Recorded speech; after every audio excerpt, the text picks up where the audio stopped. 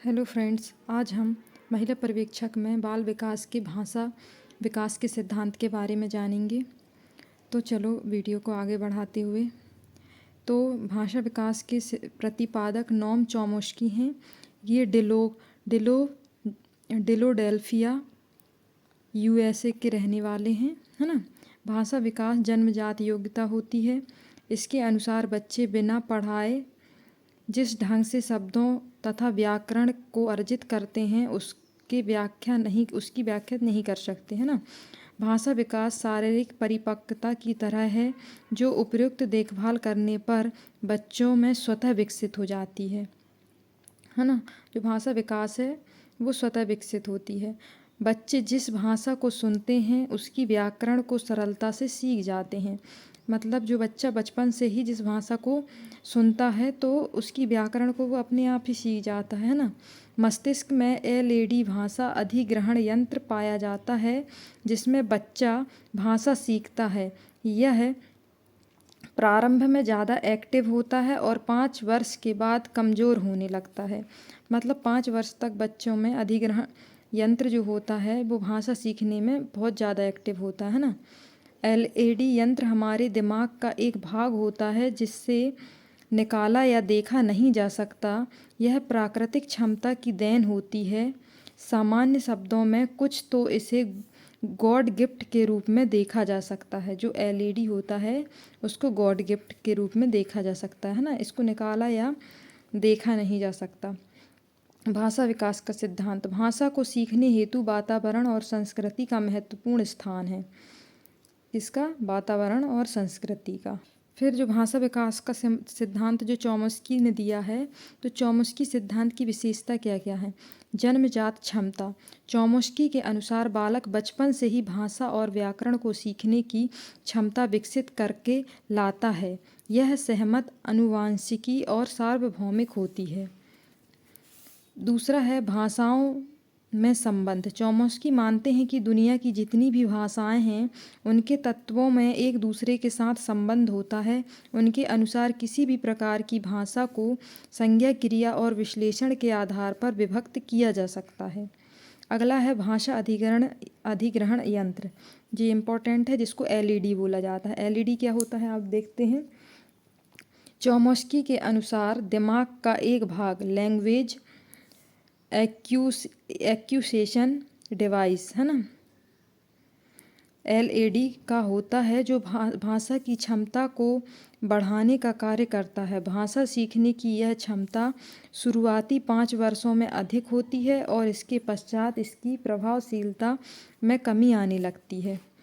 फिर है सार्वभौमिक व्याकरण। चॉम्स्की के अनुसार भाषा के सीखने के साथ साथ व्याकरण को सीखने एवं उसमें शुद्धता की भाषा भी बढ़ते रहती है। इसके अनुसार भाषा को सीखने और व्याकरण को सीखने की प्रक्रिया सार्वभौमिक होती है। ठीक है। फिर आती है पर्यावरण की महत्ता। चॉम्स्की मानते हैं कि चाहे भाषा सीखने की क्षमता जन्मजात होती है परंतु उसके सिद्धांतों और तत्वों को सीखने एवं उसको विकसित रूप से प्रदान करने हेतु पर्यावरण महत्वपूर्ण भूमिका निभाता है। यह पर्यावरण पर निर्भर करता है कि हमारी भाषा का विकास किस दिशा की ओर होता है।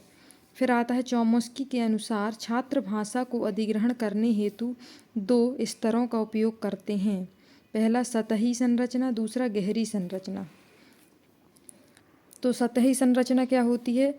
चॉम्स्की के अनुसार इस संरचना में छात्र की ध्वनियों एवं शब्दों का ज्ञान प्राप्त करते हैं परंतु इसके अर्थ को समझ पाने में यह समर्थ होते हैं।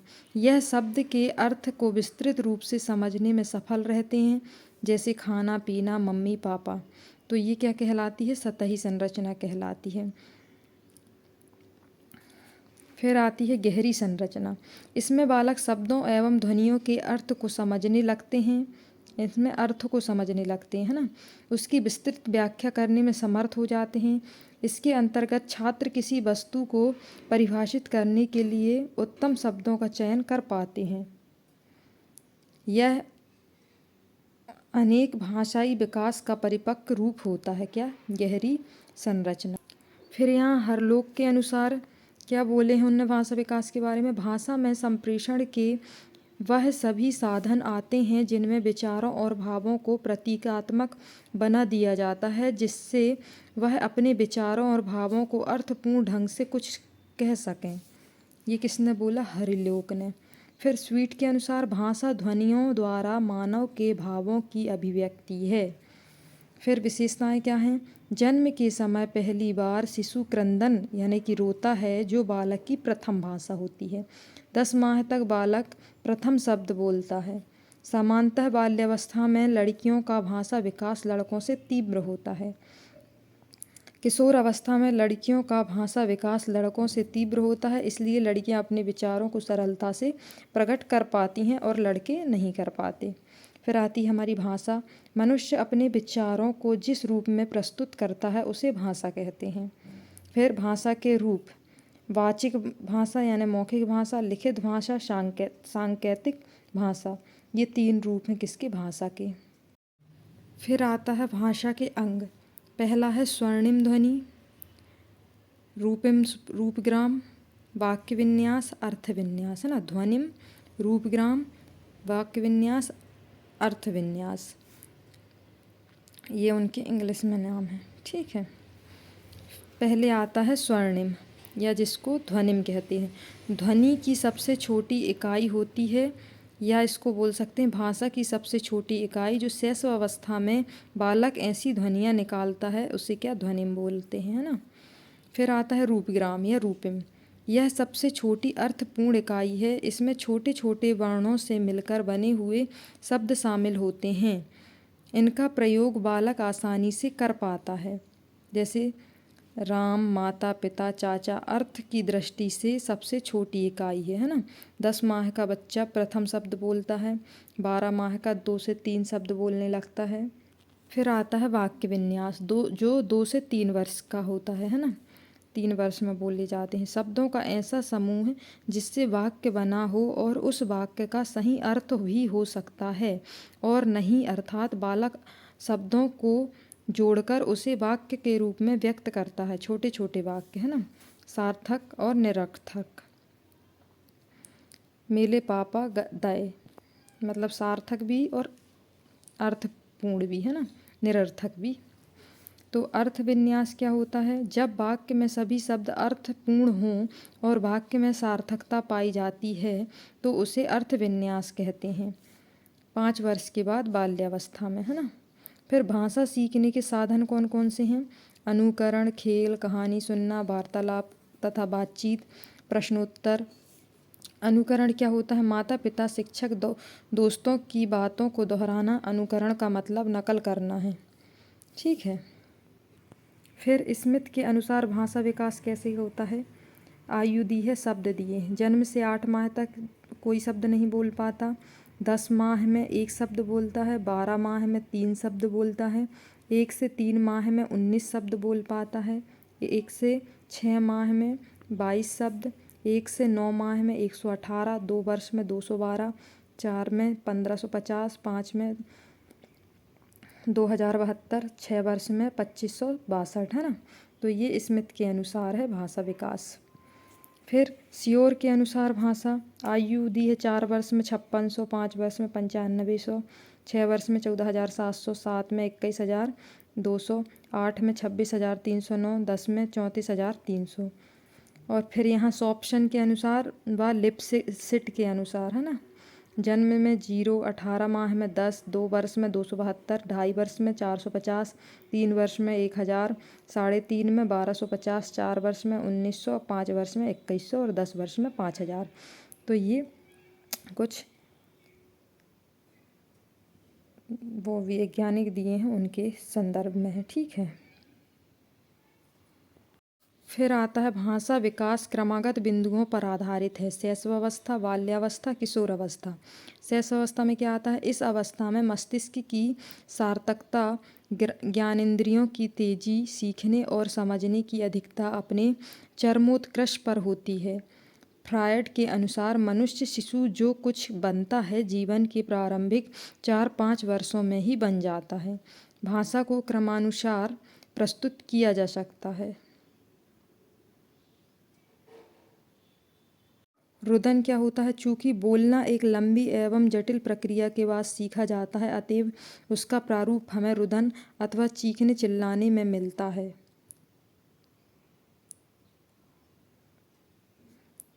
रिविल के अनुसार रुदन प्रारंभ में संकटकालीन होता है। यह अनियमित तथा नियंत्रित होता है। अतः रुदन एक स्वाभाविक प्रक्रिया है जो शिशु अकारण ही करता है। स्वीटवर्ट के अनुसार जीवन के प्रारंभिक दिनों में शिशु रुदन भिन्न मात्रा में पाया जाता है और वह दूसरे सप्ताह में प्रकट होता है। तीसरे सप्ताह में स्वार्थवश रुदन कम हो जाता है। रुदन तीव्रता तथा शिशु के विचारों तथा भावों की अभिव्यक्त करता है। यह रुदन पीड़ा, तेज रोशनी, तीक्ष्ण आवाज़, थकान, भूख आदि के कारण हो सकता है। ठीक है। फिर आता है बलबलाना, वार्तालाप, कूइंग। 3 से 9 माह में होता है ये, है ना। इरविन महोदय के अनुसार रुदन में सुस्पष्ट आवाज़ें पाई जाती हैं। यह ध्वनि 4-5वें माह के पश्चात स्पष्ट होना प्रारंभ हो जाती है।